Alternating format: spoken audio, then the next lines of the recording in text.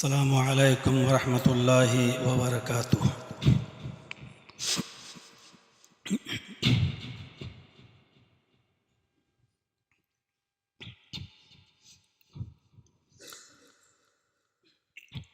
अल्हम्दुलिल्लाह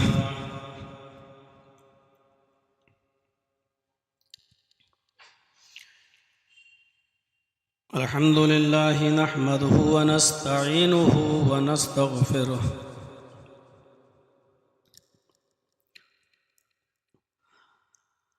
व नऊज़ु बिल्लाहि मिन शुरूरि अनफुसिना व मिन सय्यिआति अअमालिना।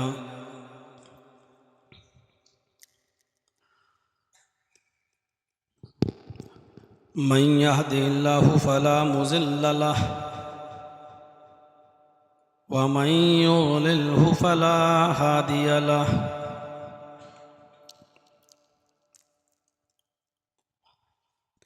व अशहदु अल्ला इलाहा इल्लल्लाहु वहदहु ला शरीक लहु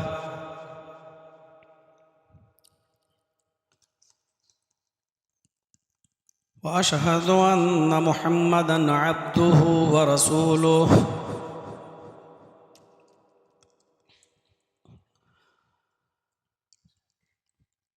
अम्मा बाद फ़इन्न खैरल हदीस किताबुल्लाह व खैरल हदी हदी मुहम्मदिन सल्लल्लाहु अलैहि वसल्लम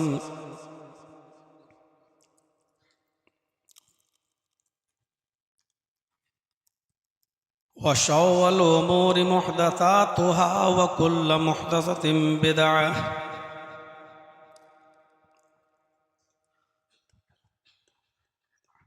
व कुल्लु बिदअतिन ज़लालह व कुल्लु ज़लालतिन फिन्नार।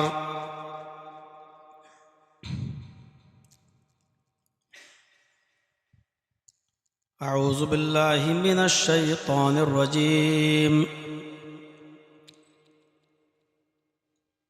बिस्मिल्लाहिर रहमानिर रहीम।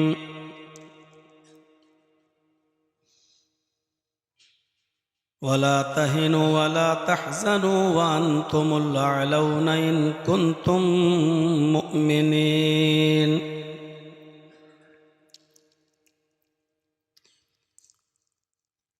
रब्बि इश्रह ली सदरी व यस्सिर ली अमरी वहलुल उक़दतम मिन लिसानी यफ़क़हू क़ौली।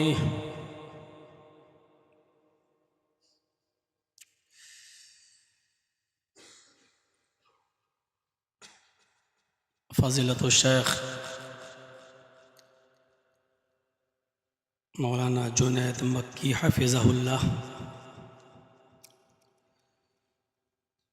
इस इजलास की जो शख्सियत निज़ामत कर रही है, हमारे मुअज़्ज़ज़ दोस्त फ़ज़ीलतुल शेख अब्दुल्लाह सऊद उस्मानी हफ़िज़हुल्लाह,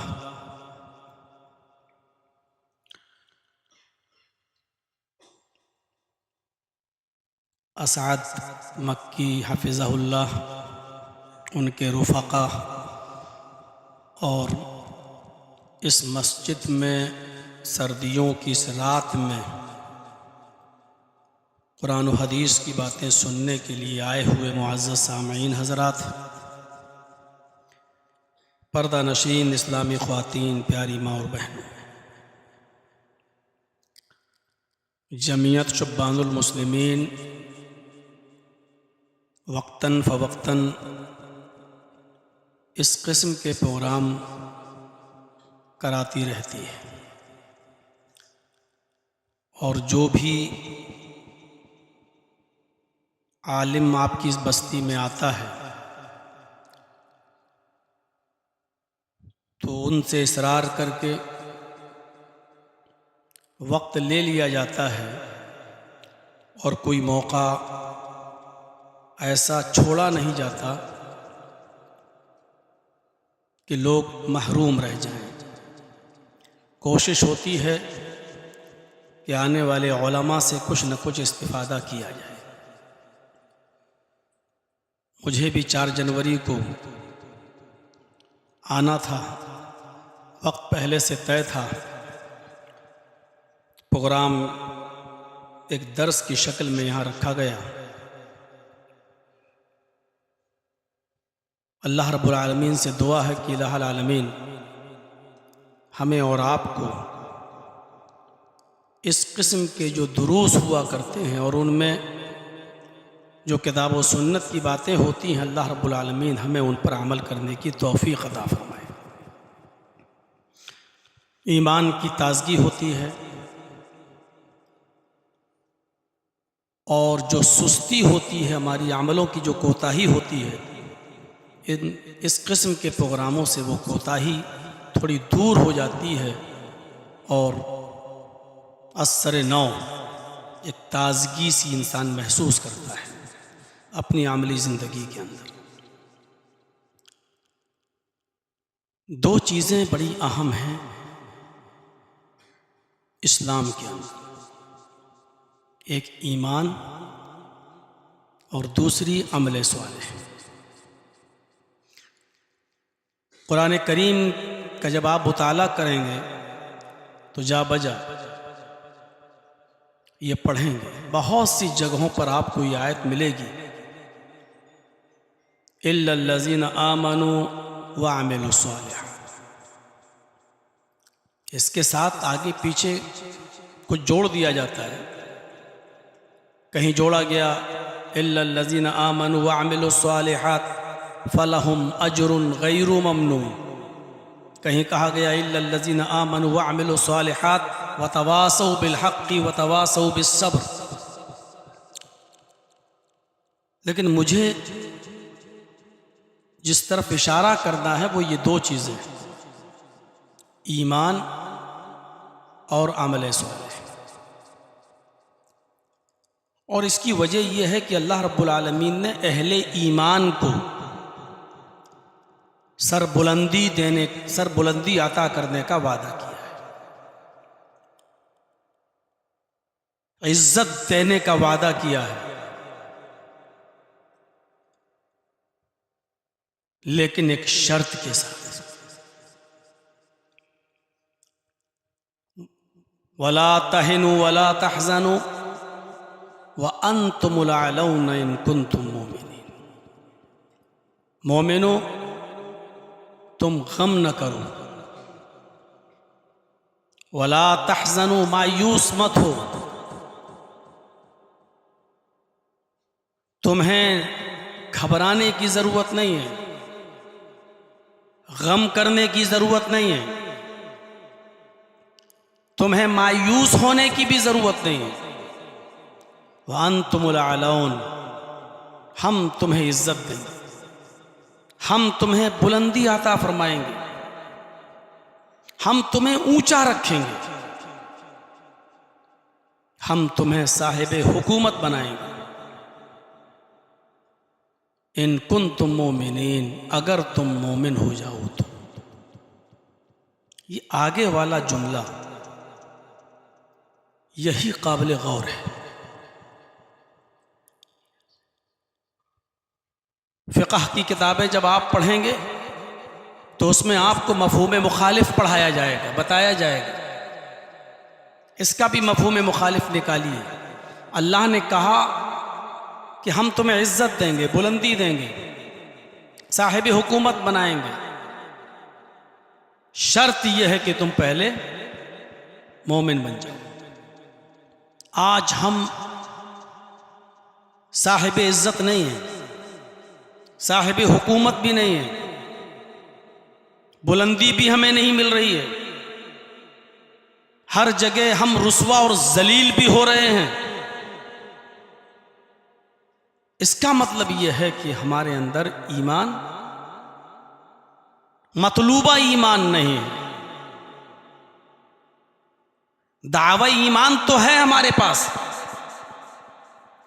लेकिन जो ईमान मतलूब है, जो अल्लाह चाहता है, वो हमारे पास नहीं।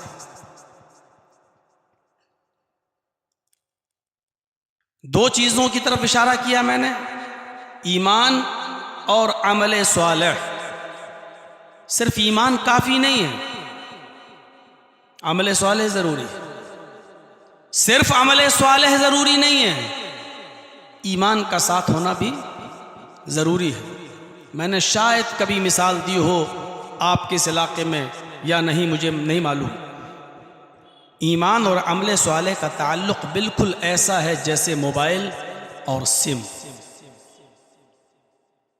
आपके पास अगर मोबाइल है लेकिन सिम नहीं है तो 1 लाख का एप्पल का मोबाइल भी, आपका आईफोन भी बेकार है। आपके पास सिर्फ सिम है और उसमें बैलेंस 50,000 हो, 1 लाख हो, लेकिन वो सिम पड़ी है एक जगह, बैलेंस चाहे जितना हो उसके अंदर, लेकिन वो सिम भी बेकार है जब तक के मोबाइल में। जब मोबाइल बगैर सिम के बेकार है और सिम बगैर मोबाइल के बेकार है, इसी तरीके से ईमान का और अमल स्वालिह का ताल्लुक।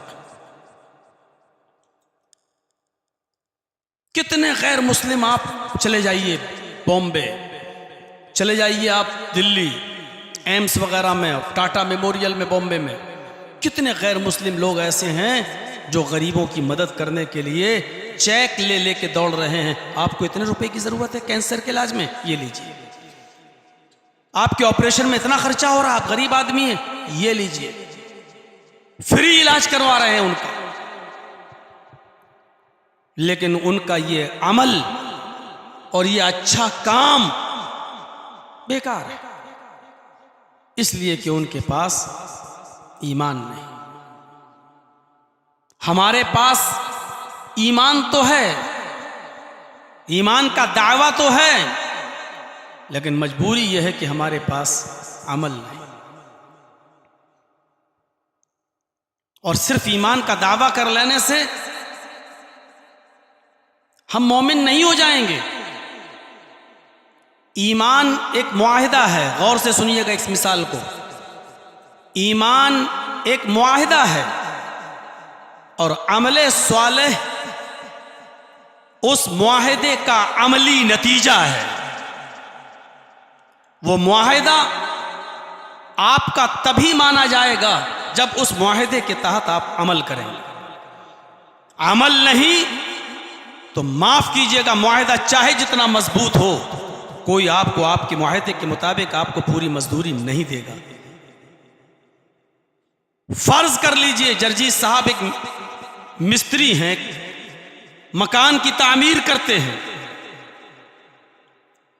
और आपने हमसे कहा कि साहब एक दीवार ये खड़ी करना है, कितना पैसा लेंगे? जर्जीस साहब ने कहा 1,000 रुपया पर डे। कितने दिन में आप ये दीवार खड़ी कर देंगे? का 5 दिन में आपकी ये दीवार मुकम्मल हो जाएगी। मैं सुबह 9 बजे आऊंगा और 5 बजे चला जाऊंगा, 5 दिन लगेंगे। आपने कहा ठीक है, 5 दिन में आप हमारी दीवार खड़ी कर दीजिए और 5 दिन के बाद आप हमसे 5,000 रुपया ले लीजिए। ये मुआहिदा तय हो गया। आपने एक मुआहिदा किया, हम 5,000 रुपए देंगे। उस मुआहिदे के मुताबिक हमने वादा किया, ठीक है हम 5 दिन आपके यहाँ काम करेंगे, सुबह 9 बजे आएंगे, 5 बजे जाएंगे और 5 दिन में आपकी दीवार खड़ी कर देंगे। जर्जीस साहब 5 दिन आपके पास आते ही नहीं हैं और 5 दिन के बाद 6ठे दिन पहुंचते हैं और आपसे कहते हैं कि मुझे मेरी मजदूरी दीजिए, आप दे देंगे? वो कहेगा साहब आपने धोखा दिया है, जब आपको आना ही नहीं था तो पहले बता देते, हम किसी और को रख लेते। नहीं साहब वो सब छोड़िए, आपने वादा किया था कि मैं 5,000 रुपए दूंगा, आप दीजिए। वो शख्स या आप क्या कहेंगे? जर्जीस साहब पागल हैं क्या? किसी पागल खाने में आपका इलाज कराया जाए? 5,000 रुपए देने का वादा मैंने उस वक्त किया था जब आप 5 दिन यहां काम करेंगे और मेरी दीवार बनाएंगे। आपने दीवार ही खड़ी नहीं की, 5 दिन काम ही नहीं किया, फिर हम आपको मजदूरी कैसे दें? जर्जीस साहब जिद कर रहे हैं, नहीं साहब काम किया हो या ना किया हो, लेकिन मैंने इकरार तो किया था कि काम करेंगे। मैं इसका इनकार तो नहीं कर रहा हूं ना, मैं कह तो रहा हूं कि मैंने इकरार किया था कि काम करूंगा। नहीं किया तो क्या हुआ? मैं इनकार नहीं कर रहा हूं, लिहाजा इस इकरार के बदले में हमें मजदूरी दे दीजिए। सारे लोग मिलकर हमें पागल कहेंगे, आपका फेवर करेंगे, हमारा नहीं। अगर हम मुकदमा दायर करते हैं कोर्ट में तो हम ही हारेंगे, क्योंकि हमारा उसूल, हमारी दलील कमजोर है। आपने एक मुआहिदा किया अल्लाह ताला से, अल्लाह ने कहा कि ये ईमान तुम्हें अपने अंदर पैदा करना है। आपने कहा कि ठीक है, हम इसके बदले नमाज पढ़ेंगे, रोजा रखेंगे, हज करेंगे, ज़कात देंगे, भी एक मुआहिदा तय हो चुका। अल्लाह ने कहा ये काम करोगे तो बदले में हम तुम्हें जन्नत देंगे। क़यामत के दिन आप खड़े हो जाइए और कहिएगा क्या अल्लाह तू मुझे जन्नत में दाखिल कर, क्योंकि तूने वादा किया था जन्नत में दाखिल करने का। तो अल्लाह रब्बुल आलमीन कहेगा मेरे बंदे ये इकरार था, मेरी शर्त थी कि तुम ये करोगे तो मैं ये करूंगा, तुमने हमारी शर्त पूरी नहीं की, इस मुआहिदे पर तुमने अमल ही नहीं किया, तो जन्नत कैसे। हम चाहते हैं कि हम नमाज पढ़े नहीं हो जन्नत मिल जाए, हम चाहते हैं कि हम रोजे रखे नहीं हो जन्नत मिल जाए, हम चाहते हैं कि ईमान के साथ जो अमले स्वाले की शर्त लगी हुई है वो अमले स्वाले हम करें ही नहीं, अल्लाह सिर्फ अपना वादा पूरा कर ले, हमने उसके बदले में जो इकरार किया है वो पूरा नहीं करना है, सिर्फ इकरार के बदले में हम जन्नत हासिल कर लें। मेरे भाइयों ऐसा नहीं हो सकता है। ईमान एक मुआहिदा है, अमले स्वाले उसका अमली नतीजा है। जब तक हम यह अमल नहीं करेंगे अल्लाह रब्बुल आलमीन भी अपना वादा पूरा क्यों करेगा। हमें यह पहचानने की जरूरत है, यह समझने की जरूरत है हम अपने मुआहिदे पर कितना कारबंद हैं, कितना पाबंद हैं। जो मुआहिदा हम कर रहे हैं अमली नतीजा उसका कितना पक्का है, यह चीज जरा तवज्जो के से सुनने के लायक है और गौर करने की भी चीज है। कुरान बार बार कहता है वला तहिनु वला तहज़नु व अंतुमुल आलौन, अल्लाह ने यह वादा किया है मोमिनो हम तुम्हें बुलंदी देंगे, हम तुम्हें इज्जत देंगे, हम तुम्हें इज्जत बख्शेंगे, लेकिन शर्त यह है कि तुम अपने अंदर ईमान पैदा कर लो। इन कुंतुम मोमिनीन, पहले तुम मोमिन बनकर दिखाओ। इसका मतलब यह है कि मतलूबा ईमान हमारे अंदर नहीं है। मतलूबा ईमान क्या है, यह चीज अगर आज आपने गौर कर ली और समझ गए तो इंशाअल्लाह बहुत आसानी पैदा हो जाएगी। मतलूबा ईमान क्या है? पहली चीज यह है कि ईमान जब किसी के अंदर आ जाता है, ईमान जब किसी के अंदर आ जाता है तो ईमान की पहली निशानी यह है कि डर और खौफ मोमिन के अंदर से निकल जाता है। मैं इसको यूं कह सकता हूं कि जिसके अंदर जितना ज्यादा ईमान होगा उसके अंदर दुनिया और दुनियादारों का डर उतना ही कम होगा और अल्लाह का खौफ उतना ही ज्यादा होगा। इसको एक और मिसाल से समझने की कोशिश कीजिए। ईमान हमारी बुनियाद है, हमारा रिश्ता अपनी बुनियाद से जितना मजबूत होगा हम उतनी ही तरक्की करेंगे। योशिकुल उममु अन तदा अलैकुम कमा तदा अलकलतु अला क़िसतिहा।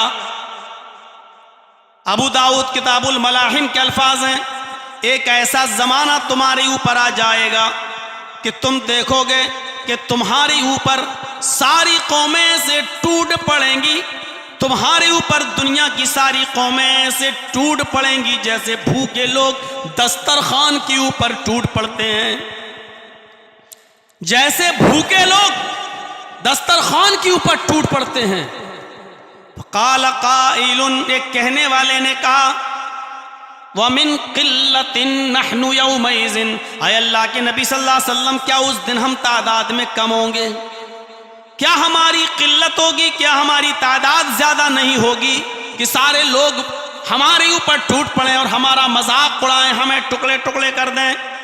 तो अल्लाह के नबी सल्लल्लाहु अलैहि वसल्लम ने फरमाया नहीं नहीं, तुम्हारी तादाद कम नहीं होगी, बल अंतुम यौमइज़िन कसीर, तुम्हारी तादाद बहुत ज्यादा होगी, बहुत ज्यादा तुम तादाद में होगे। लेकिन वलाकिन्नकुम गुसाउन का गुसा इस्साइल, कीड़े मकोड़ों की तरह, कूड़ा करकट की तरह, जैसे समंदर की मौजें उनको जहां चाहती है बहा ले जाती हैं, ऐसे ही दुनिया की सारी कौमें तुम्हें जहां चाहेंगी वहां बहाएंगी।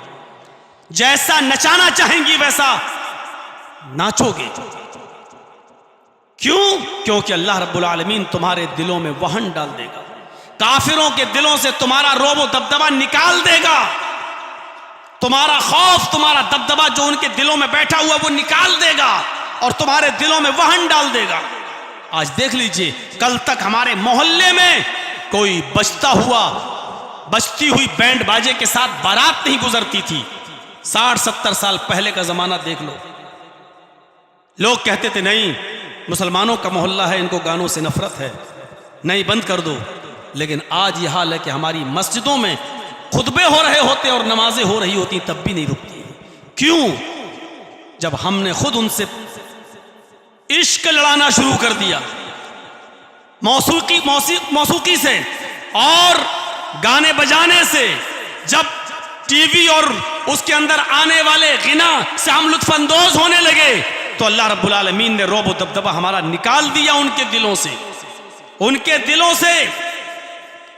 इसलिए फरमाया कि अल्लाह तुम्हारे दिलों में वहन, कमजोरी डाल देगा। फिर साहबा ने पूछा कमजोरी क्या है? तो आपने फरमाया हुब्बुद दुनिया व कराहियतुल मौत, अल्लाह दुनिया की मोहब्बत और मौत की नापसंदीदगी तुम्हारे दिलों में डाल देगा। ये सूरत हाल है हमारी। जो चीज पुरानी होती जाती है वो हमारी तरफ से रिजेक्ट होती जाती है। घड़ी पुरानी होती है, हम उसको रिजेक्ट कर देते हैं। माइक पुराना होता है, रिजेक्ट कर देते हैं। कपड़ा पुराना होता जाता है, हम उसको रिजेक्ट करते जाते हैं। लेकिन दुनिया में ऐसी क्या चीज़ है, ये जितनी ज़्यादा आगे बढ़ती जा रही है, जितनी बूढ़ी होती जा रही है, जितना एक एक साल 2-2 साल आगे की तरफ बढ़ती जा रही है, इस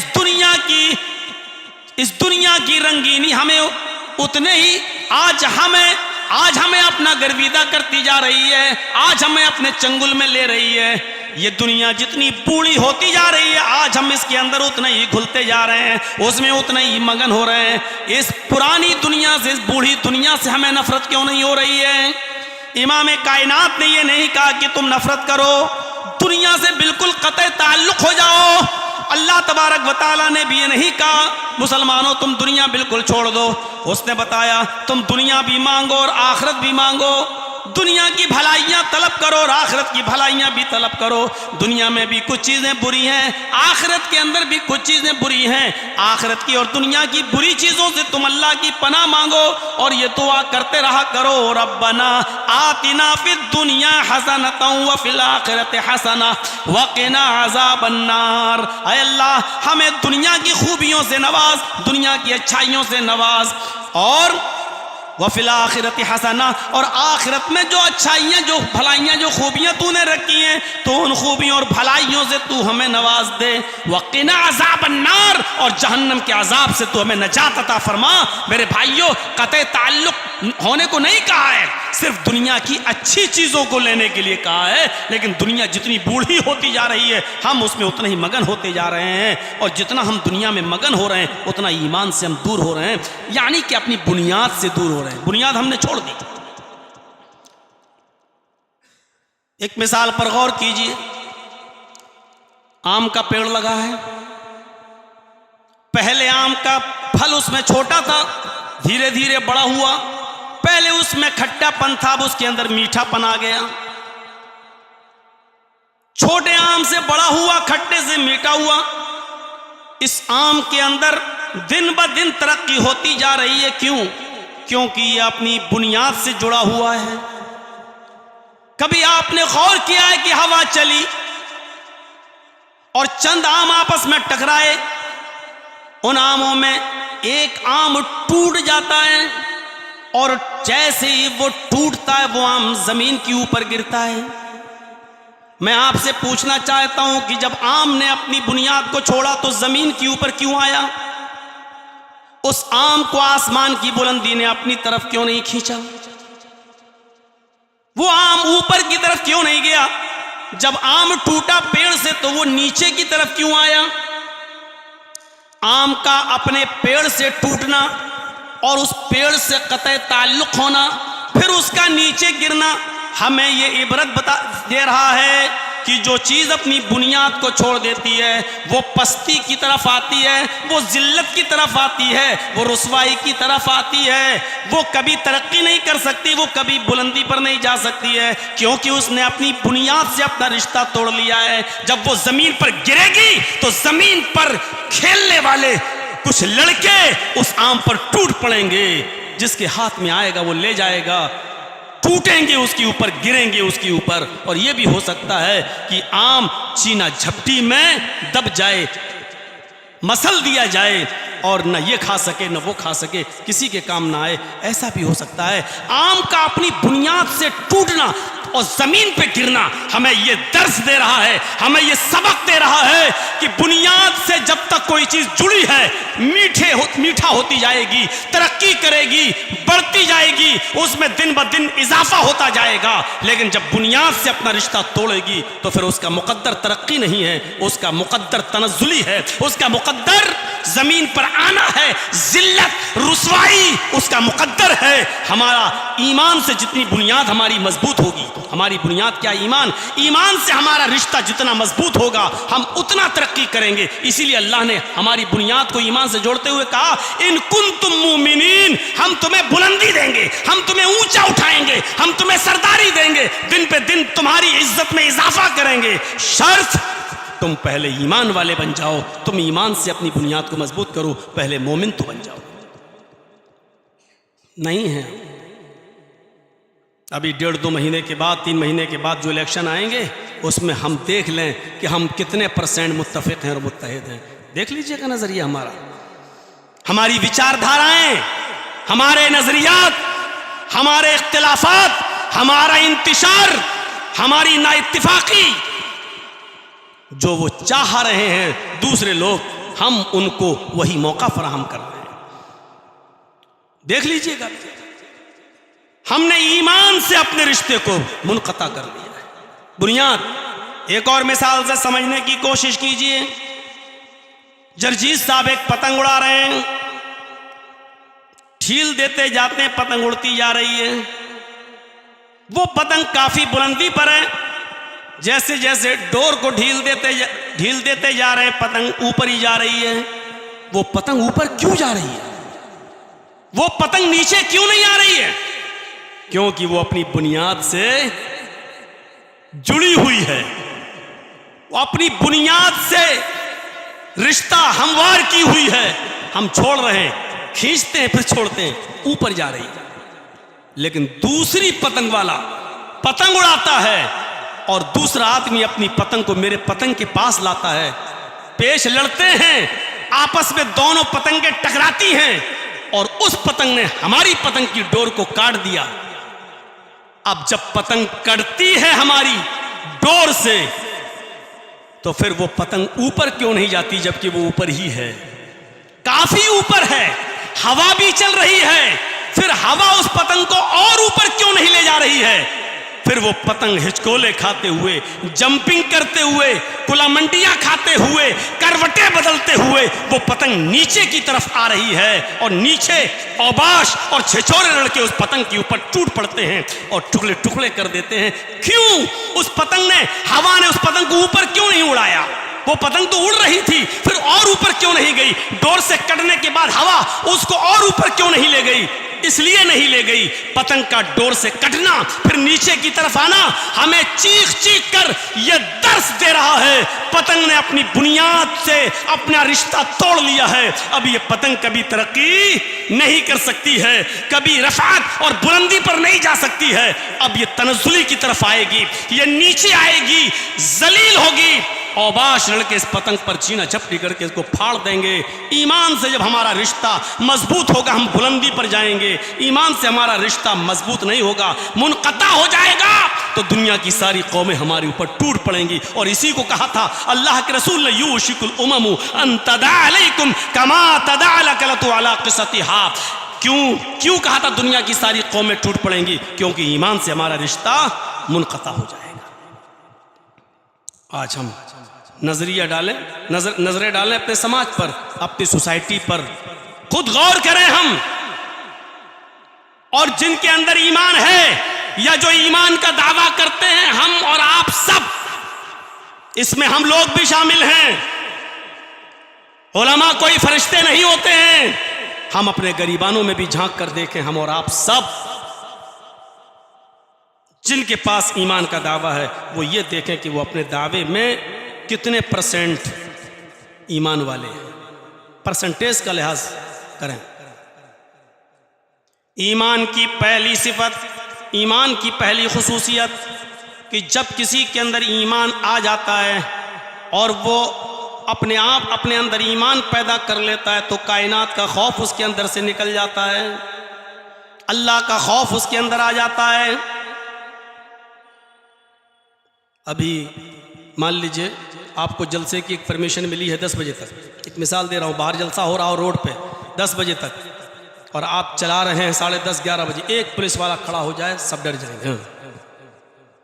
5-6 आदमी मोहल्ले में शराबी हैं, पुलिस को इन्फॉर्मेशन मिली है यहाँ मोहल्ले में शराब पी जाती है, एक पुलिस वाला आ जाए और डांटना सबको शुरू कर दे, तो सब भीगी बिल्ली बने खड़े रहेंगे। वो निहत्ता है, उसके पास पिस्टल नहीं है, बंदूक नहीं है, डंडा नहीं है, अकेला वो सबको डांटता है, पूरा मोहल्ला सुन रहा है, कोई उसे तुतलाक करके बात नहीं कर रहा, कोई भी उसको मारने के लिए आगे नहीं बढ़ता है, लोग भीगी बिल्ली बनकर सुन रहे हैं। क्यों?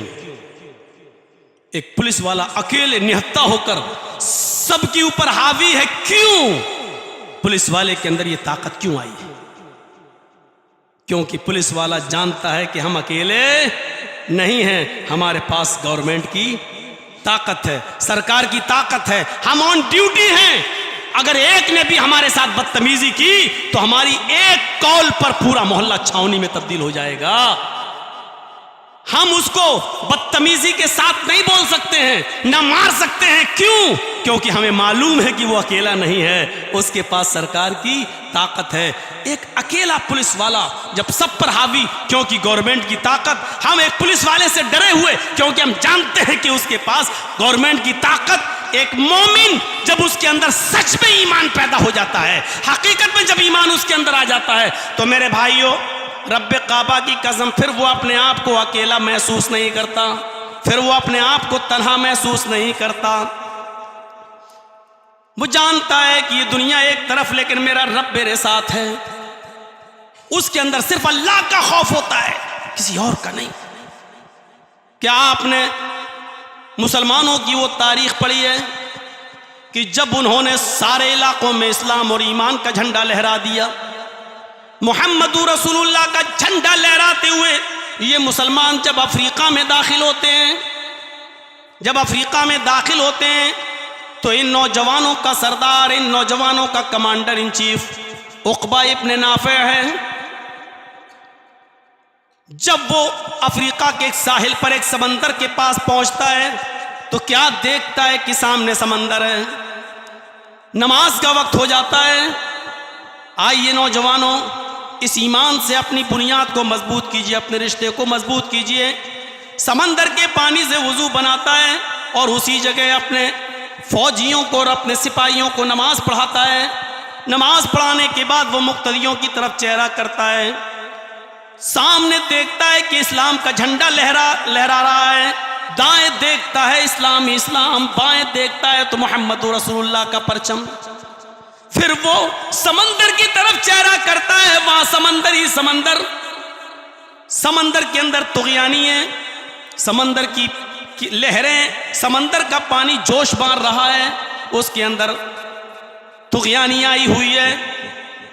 उक़बा इब्न नाफ़े के साथ ही समंदर की उठती हुई लंबी लंबी मौजों, लहरों को देखते हैं, लेकिन उक़बा इब्न नाफ़े कहता है, इलाहुल आलमीन, मेरे दाएं तरफ इस्लाम, मेरे बाएं तरफ इस्लाम, मेरे सामने भी इस्लाम, पीठ के पीछे समंदर।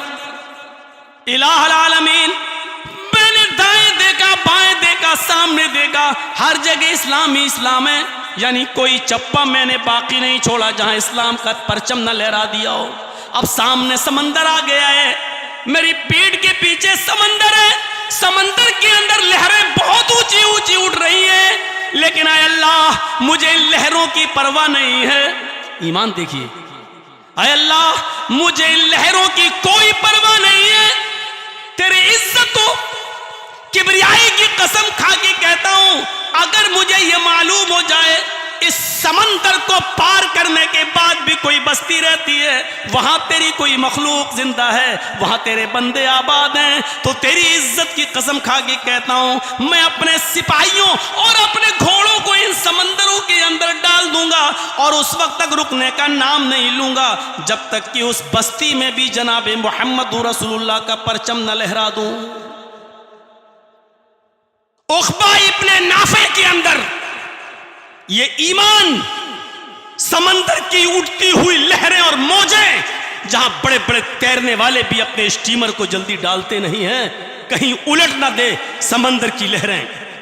बड़े बड़े पानी में चलने वाले जहाज, शिप डरते हैं उनके चलाने वाले, कहीं समंदर की बड़ी मछली कहीं हमारे जहाज को उलट ना दे।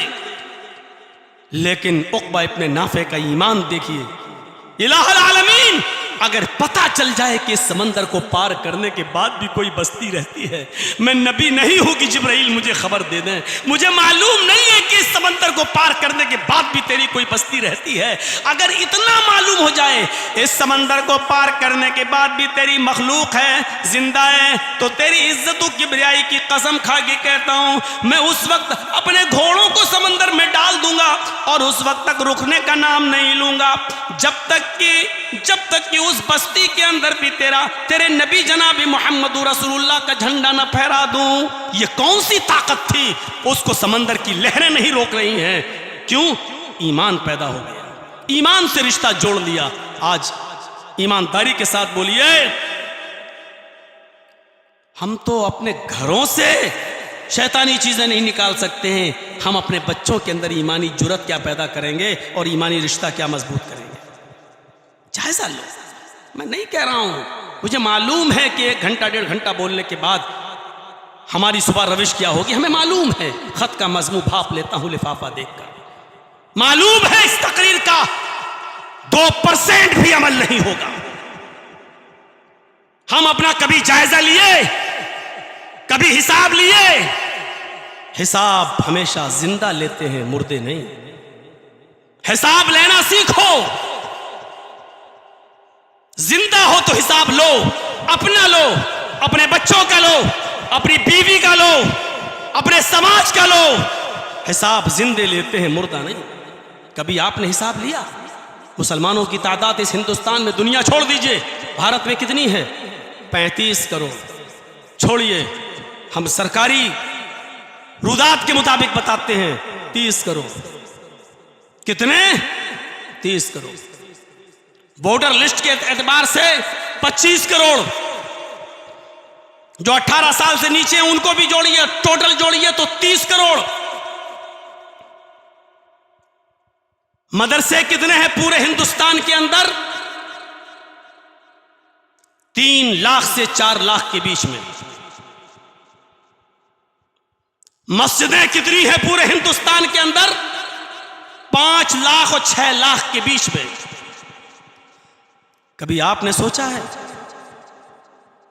मस्जिदें 5 से 6 लाख, मदरसे 3 से 4 लाख के बीच में, मुसलमानों की तादाद 30 करोड़। 30 करोड़ और इन मदरसों से फारिग होने वाले उलमा की तादाद तकरीबन 50 लाख। फिर से सुनिए, मुसलमानों की तादाद तकरीबन 30 करोड़, उलमा तकरीबन 50 लाख, मदरसे तकरीबन 3 लाख, मस्जिदें तकरीबन 5 लाख। और इन तमाम चीजों के बाद फिर अपनी मस्जिदों का हिसाब लीजिए। इन 30 करोड़ मुसलमानों में नमाजी ओनली 2%, सिर्फ 2% मुसलमान नमाज। 98% मुसलमान कहां है? या 98% मुसलमान क्या कर रहा है? हमें बुलंदी मिले तो कहां से मिले? सुर्ख रूह हो तो कहां से हो, इज्जत हमारी कदम बोसी करे तो कहां से करे, रब की मदद हमारे पास आए तो कहां से आए कि 50 लाख उलमा के होते हुए, 30 करोड़ मुसलमानों की तादाद होते हुए, 3 लाख मदरसों के होते हुए, 5 लाख मस्जिदों के होते हुए नमाजियों की तादाद सिर्फ 2%। जुमे के अंदर ये नमाजी बढ़ जाते हैं 5%, रमजान में नमाजियों की तादाद हो जाती है 10%, ईद और बकरीद में ये थोड़ी सी बढ़कर 20% पे पहुंच जाती है। ईद और बकरीद के दिन भी 80% मुसलमान गायब। मुझे बताइए हिसाब कितना आपने मुहासिबा किया? आप एक जिंदा कौम हो और हिसाब जिंदों से लिया जाता है, मुर्दों से नहीं। मैं नहीं कहता हूं कि गुस्सा नहीं आना चाहिए, जो कहते हैं गुस्सा हराम है वो खुद सोचें कि उनके पास क्या दलील है। मैं तो ये जानता हूं कि हजरत उमर को भी गुस्सा आता था। मैंने तो पढ़ा है कि अल्लाह के रसूल सल्लल्लाहु अलैहि वसल्लम को भी गुस्सा जब आता था तो कभी कभी इतना कि ऐसा लगता था जैसे अनार का जूस किसी ने नबी अकरम की आंखों में डाल दिया। सुर्ख डोरे गुस्से में नबी की आंखों में दिखाई देते थे। गुस्सा जिंदों को आता है, मुर्दों को नहीं। मैं फिर कह रहा हूं कि गुस्सा जिंदों को आता है, मुर्दों को नहीं। लेकिन नबी को गुस्सा कभी नाजायज बात पर नहीं आता, जायज बात पर गुस्सा आना चाहिए।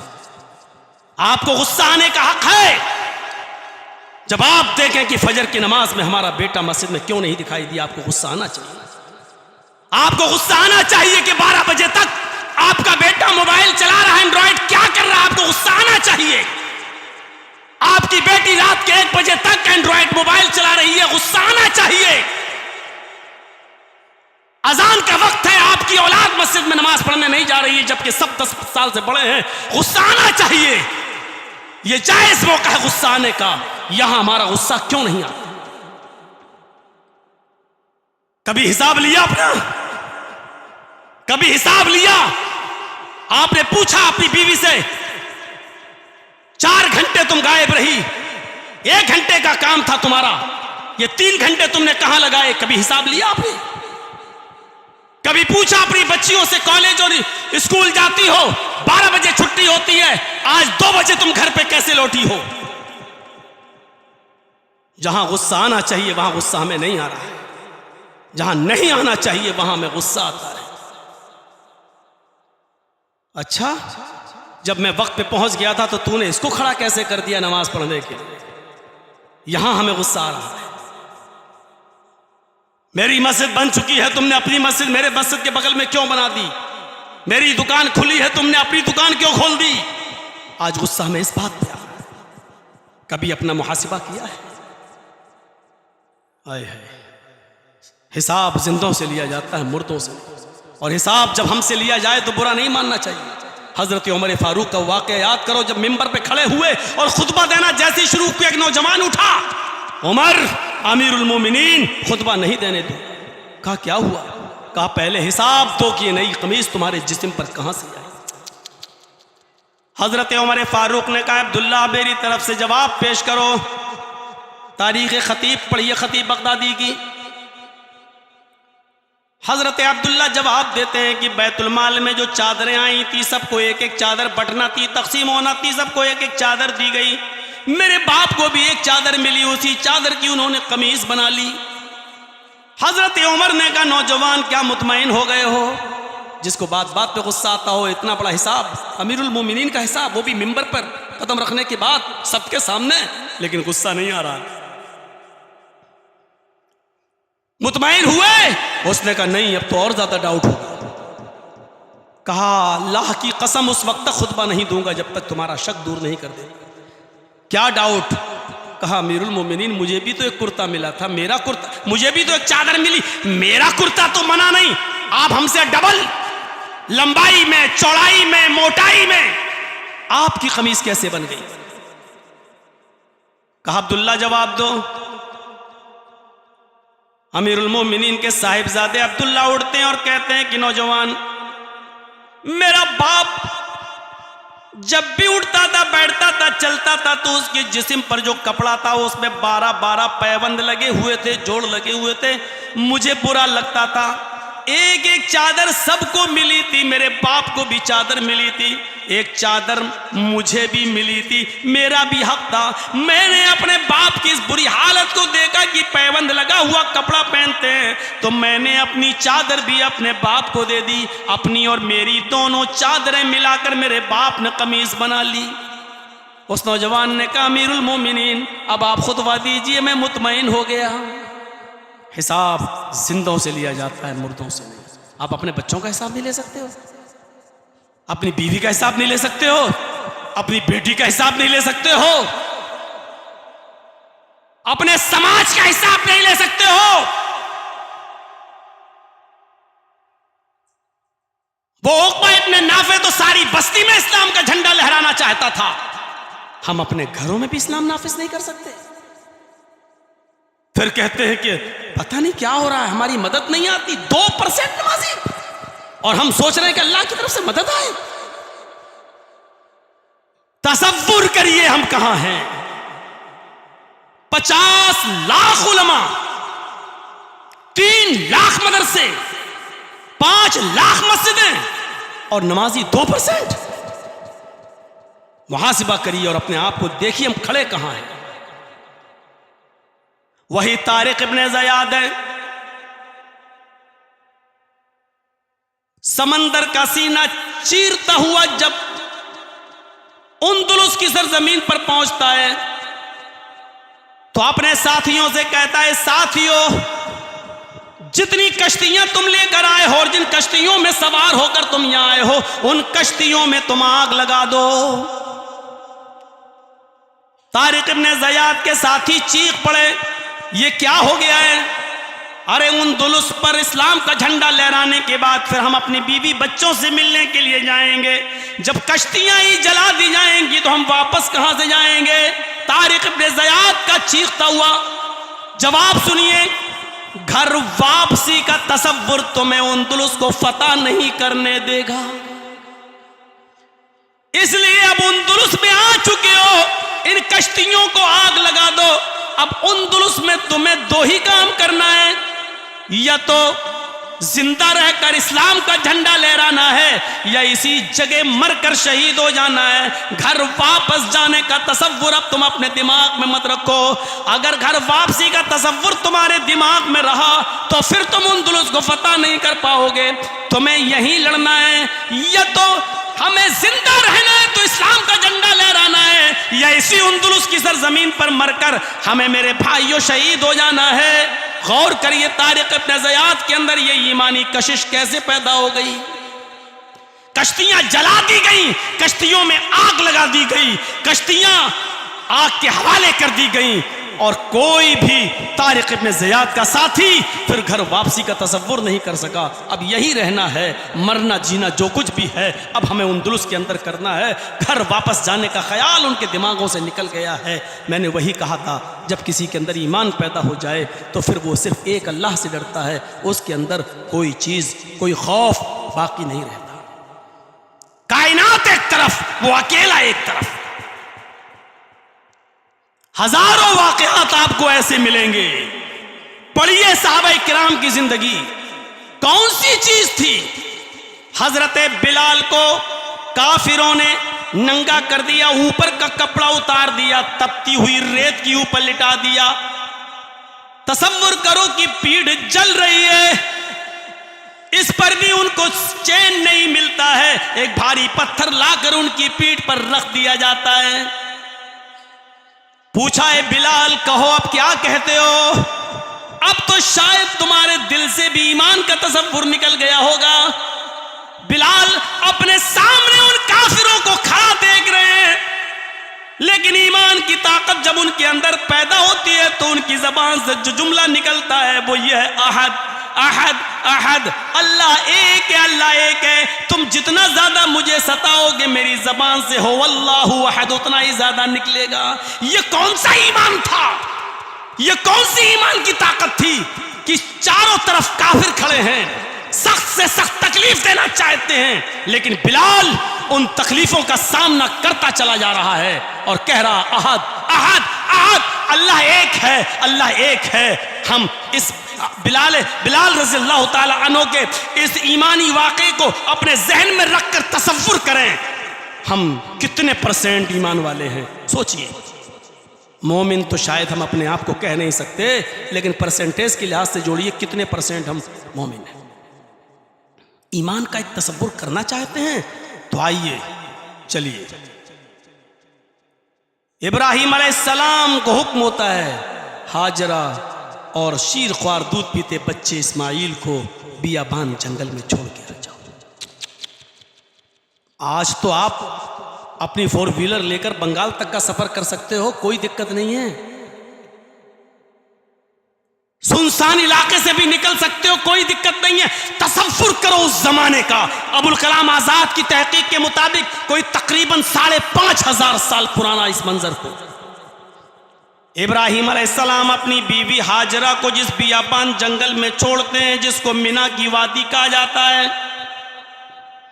उस वक्त तक उनको मालूम नहीं है कि मुझे यहां छोड़कर ये चले जाएंगे। हाजरा को वहां छोड़ते हैं, इस्माइल को वहां छोड़ते हैं।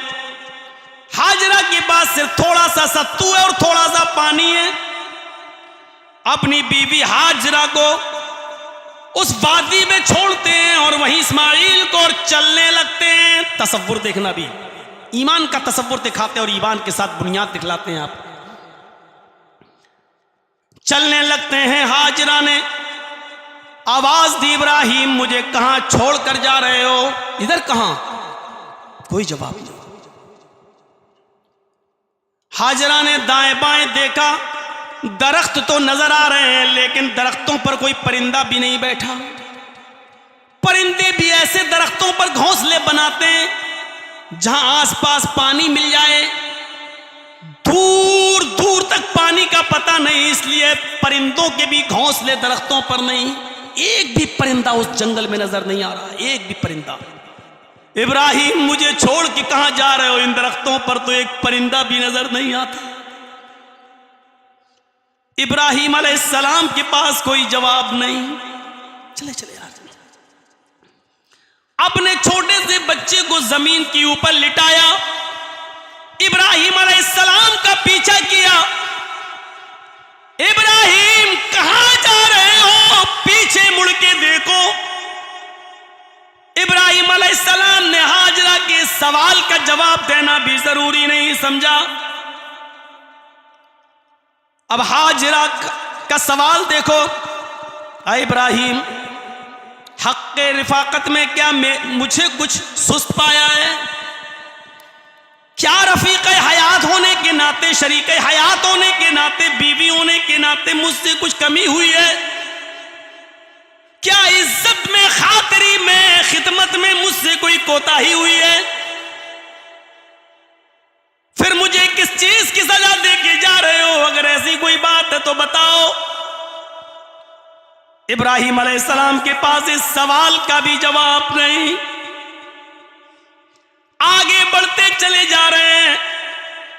अब हाजरा ने जो चीज पूछी उसका जवाब इब्राहीम ने दिया, वही हमारी ईमान की बुनियाद है। हाजरा ने पीछे से दामन खींचा और सवाल किया, इब्राहीम जा रहे हो तो जाओ, इस बस्ती में परिंदा भी नहीं है, पता नहीं आप कब आओगे, कब आओगे, मुझे किसके सुपुर्द करके जा रहे हो? मैं जब आओगे अगर मेरी इज्जत को कुछ बट्टा लगा तो मैं आपको कैसे मुंह दिखाऊंगी? इस बच्चे को कुछ हो गया तो मैं आपको क्या मुंह दिखाऊंगी? आए इब्राहीम, इतना बताओ, जा रहे हो तो जाओ। इला मन ततरुकुना, यह कुरान के अल्फाज, इला मन ततरुकुना। इब्राहीम मुझे किसके सुपुर्द करके जा रहे हो? इब्राहीम मुझे किसके हवाले करके जा रहे हो? इब्राहीम मुझे इतना बता दो कि जब तुम आओगे, पता नहीं कल आ जाओ, एक हफ्ते बाद आओ, एक महीने बाद आओ, एक साल बाद आओ, या आओ ही नहीं, जब आओगे मैं तुम्हें क्या जवाब दूंगी? इब्राहीम मुझे किसके सुपुर्द करके जा रहे हो? इला मन ततरुकुना, हमें किसके हवाले करके जा रहे हो? शायद इस सवाल का जवाब था इब्राहीम अलैहिस्सलाम के पास। उन्होंने पीछे मुड़कर देखना गवारा न किया। बीवी की मोहब्बत और बच्चे की मोहब्बत कहीं हमारे दिल में जोश न मार जाए। आगे बढ़ते जा रहे हैं और सिर्फ इतना बोलते इल्लल्लाह। हाजरा, तेरे सारे सवालों का जवाब मेरे पास नहीं, आखिरी सवाल तूने जो किया उसका जवाब मैं देता हूं। मैंने तुझे और इस बच्चे को अल्लाह के सुपुर्द कर दिया। तौहीद को समझने की कोशिश कर लो, झगड़े ही खत्म हो जाए। बियाबान जंगल, एक परिंदा तक नहीं। कहती हैं किसके हवाले?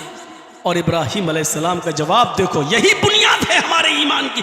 इल्लल्लाह। हाजरा, मैंने तुझे और इस बच्चे को अल्लाह के सुपुर्द कर दिया। जब ये सुनती है तो चेहरे पे मुस्कुराहट आ जाती है। और जानते हो फिर हाजरा ने क्या जवाब दिया? ये उनके ईमान की बुनियाद। इसके बाद हाजरा ने जो जवाब दिया कुरान उसको भी नकल करता है। अब हाजरा ने पीछे से दामन छोड़ दिया, अब आप जाइए जहां जाना है। एक दिन बाद आइए, एक हफ्ते बाद आइए, एक महीने बाद आइए, एक साल बाद आइए, अब आपकी मर्जी है। जब आपने मुझे अल्लाह के सुपुर्द कर दिया है, अल्लाह के हवाले कर दिया है, इब्राहिम अब आप इत्मीनान से जाइए, अपना काम कीजिए, बीवी और बच्चों की तरफ दिमाग मत लगाइएगा। अगर जहन लगाओगे, इधर टेंशन लोगे तो अपना वो काम नहीं कर पाओगे जिस काम के लिए जा रहे हो। इब्राहिम खुशी खुशी जाइए। इज़न ला युज़ीउन अल्लाहु अबदा।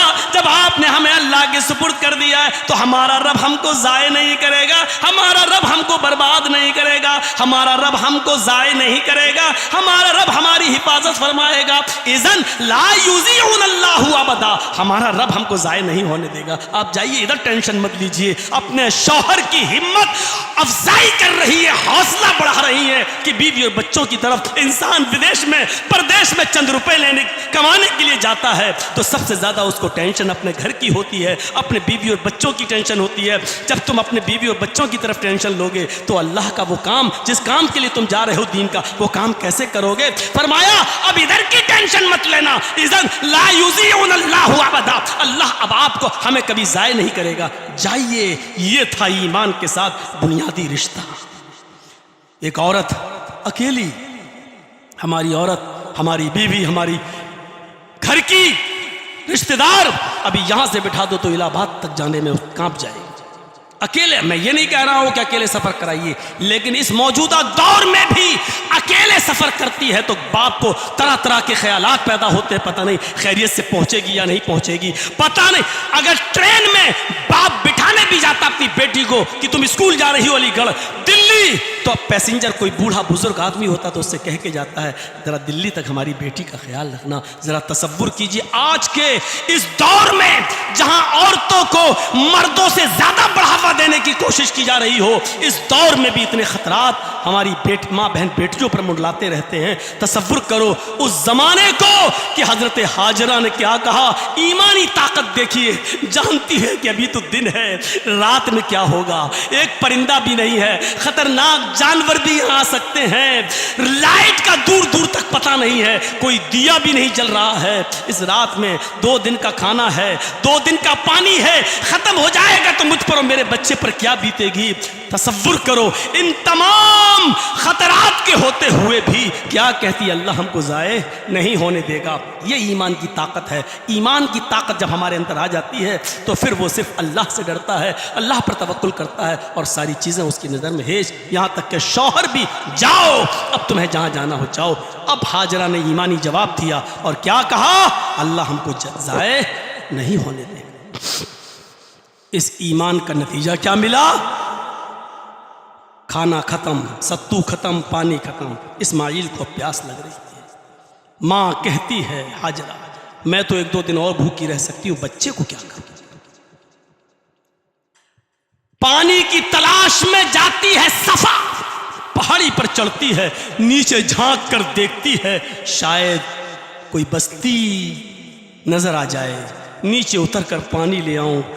बियाबान जंगल, वहां बस्ती कहाँ थी? सफा से मरवा की तरफ जाती है, कुछ देर आहिस्ता चलती है, कुछ देर तेज चलती है, अकड़ के चलती है, थोड़ा सा सीना बाहर निकाल के चलती है, फिर नॉर्मल चाल चलती है, फिर थोड़ा सा अकड़ के चलती है। सऊदी गवर्नमेंट ने ग्रीन लाइट लगा रखी है, कहाँ तुम्हें तेज़ दौड़ना है, कहाँ आहिस्ता दौड़ना है। यहाँ हाजरा तेज़ दौड़ी थी, यहाँ हाजरा नर्म हुई थी, नॉर्मल चाल लगा दी। 7 चक्कर लगाए, मालूम था पानी नहीं है, फिर भी चक्कर लगा रही है। देखिए कोशिश, जिद्दोजहद। मालूम है सफा पहाड़ी के नीचे कोई बस्ती नहीं है। एक बार देख लिया काफी था, लेकिन मरवा पे चली गई। मरवा से देख रही कोई बस्ती नहीं, हो जाना चाहिए, सुकून मिल जाना चाहिए। न सफा के नीचे कोई बस्ती, न मरवा के नीचे कोई बस्ती, आ जाना चाहिए था अपने बच्चे के पास, लेकिन नहीं। औरत हूं, जितनी मेहनत कर सकती हूं कर लूं। उसने 7 चक्कर लगाए सफा और मरवा के। मालूम था पहले चक्कर के बाद के पानी नहीं है, फिर भी जुस्तजू कर रही है। ये बार बार का दौड़ना हमें ये सबक सिखा रहा है कि तकदीर पर ईमान लाना जरूरी है, लेकिन तकदीर पर भरोसा करके हाथ पे हाथ धरे रहकर बैठ जाना ये गलत है। हाजरा ने तकदीर पे भरोसा किया था, लेकिन बैठी नहीं रही। अल्लाह चाहेगा तो हमें पानी देगा, नहीं तो हम क्यों दौड़ लगाएं, हम क्यों जाएं। मेरा शौहर कह के गया अल्लाह के भरोसे, अल्लाह हमको ज़ाय नहीं होने देगा।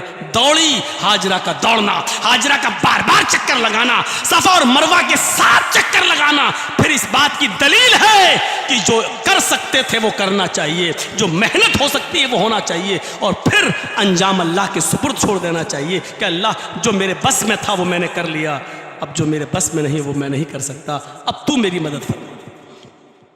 वही हाजरा आकर कहती है, अल्लाह मेरे बंदे इब्राहीम ने मुझे और तेरे बंदे इब्राहीम ने मुझे और इस बच्चे को इस्माइल को तेरे सुपुर्द किया है। आय अल्लाह अगर वो आ गए तो मैं उनको क्या जवाब दूंगी अगर ये बच्चा जिंदा न रहा। अल्लाह इस बच्चे को अगर पानी न मिला तो मैं क्या जवाब दूंगी।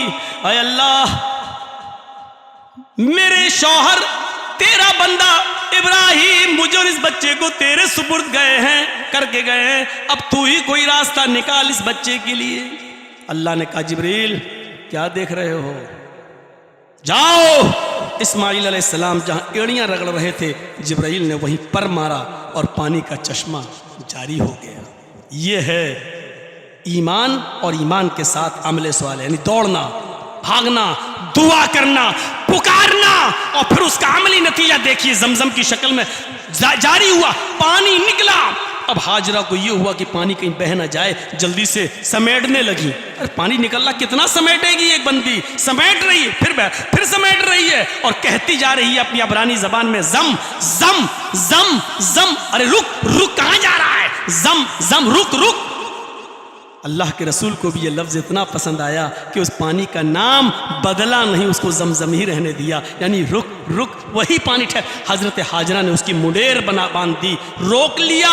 अल्लाह के नबी ने खुतबा दिया था मस्जिद नबवी के अंदर, और खुतबा देते हुए कहा था खाने काबा के अंदर, और खुतबे में ये अल्फाज, ये लफ्ज़ इस्तेमाल किया, अल्लाह रहम करे हाजरा पर, अगर उसने पानी की मुंडेर ना बांधी होती तो ये पानी सारी दुनिया में अल्लाह फैला देता। ज़रा तसव्वुर कीजिए। इस पूरे वाक़े को बताने का मकसद मेरा सिर्फ ये है मेरे भाइयों, सिर्फ ये है कि रिश्ता देखिए हमारा क्या है, ईमान और उसकी बुनियाद देखिए क्या है। क्या हमारे पास बुनियाद है? क्या ईमान की बुनियाद से हमारा रिश्ता मजबूत है? हमने बुनियाद को छोड़ दिया है, बुनियाद को तर्क कर दिया है, और जब हम बुनियाद को छोड़ देंगे तो तरक्की कहां से करेंगे? तनज़्ज़ुली आएगी, तनज़्ज़ुली आएगी हमारे अंदर। जब ईमान की बुनियाद मजबूत थी तो देखिए 313 सहाबा किराम 1000 के सामने, मैंने कहा ना जब ईमान किसी के अंदर पैदा हो जाता तो लाओ लश्कर नहीं देखा जाता, ईमान पैदा हुआ। 313 निहत्ते सहाबा, किसी के पास तीर है तो छोड़ने के लिए कमान नहीं है, तलवार है लेकिन दुश्मन से की तलवार से बचने के लिए अपने आप को ढाल नहीं। एक चीज है दूसरी चीज नहीं, और काफिर हथियारों से लैस। ईमानी रिश्ता। नबी अकरम जनाब मोहम्मद रसूलुल्लाह सल्लल्लाहु अलैहि वसल्लम ने उस मौके पर जो जुमले कहे उस पर गौर कीजिए। ये ईमानी रिश्ता और ईमानी बुनियाद है। आपने 1000 काफिरों का लश्कर देखा और 313 निहत्ते सहाबा, इनका चेहरा देखा तो आंखों में आंसू आ गए, सजदे में सर रख दिया, हजरत अबू बकर सिद्दीक कहते हैं कि मैंने नबी अकरम सल्लल्लाहु अलैहि वसल्लम की पीठ पर हाथ मारा, अल्लाह के नबी ने सजदे से सर उठाया, तो मैंने इतना रोते हुए अल्लाह के नबी को, अपने हबीब को अपनी पूरी जिंदगी में कभी नहीं देखा जितना मैंने बद्र के दिन देखा है। आंखों के आंसुओं से जमीन तर हो गई थी। मैंने कहा अल्लाह के नबी आप रो रहे हैं? फरमाया अबू बकर ये 313, ये 1000, ये 79 वो हथियारों से लैस। फिर उसके बाद अबू बकर सिद्दीक का बयान है कि अल्लाह के नबी ने नजरें आसमान की तरफ उठाई और ये जुमले अदा कहे। ये रिश्ता देखिए ईमान का, ईमान की बुनियाद देखिए। अल्लाहुम्मा ला तुहलिक हाज़िल असाबा इन तहलिक हाज़िल असाबा लन तुअबद बअदल यौम। ऐ अल्लाह इस मुट्ठी भर जमात को, यही पक्के सच्चे मोमिन है, यही पक्के सच्चे मोमिन है, इस मुट्ठी भर जमात को हलाक मत करना, इनको आज मिटने मत देना। हथियारों से लैस नहीं है, निहत्ते हैं, लेकिन इनको मिटने मत देना।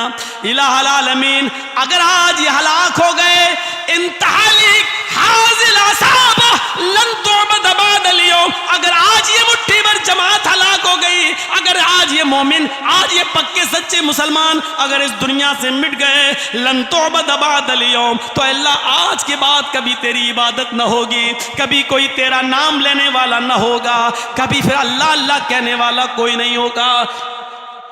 क्या था इनके अंदर? हथियारों से लैस नहीं है, निहत्ते हैं, कमजोर हैं, बेबस हैं। इनको 1000 लोगों से किस चीज ने लड़ाया है? किस चीज ने? यहां तो अभी हल्की सी कहीं से आंसू गैस छोड़ दी जाए फायरिंग में तो जल्दी से फोन आने लगते, मां की तरफ से, बेटे जल्दी घर आ जाओ, कहां हो तुम? हमारा हाल ये हो जाता है।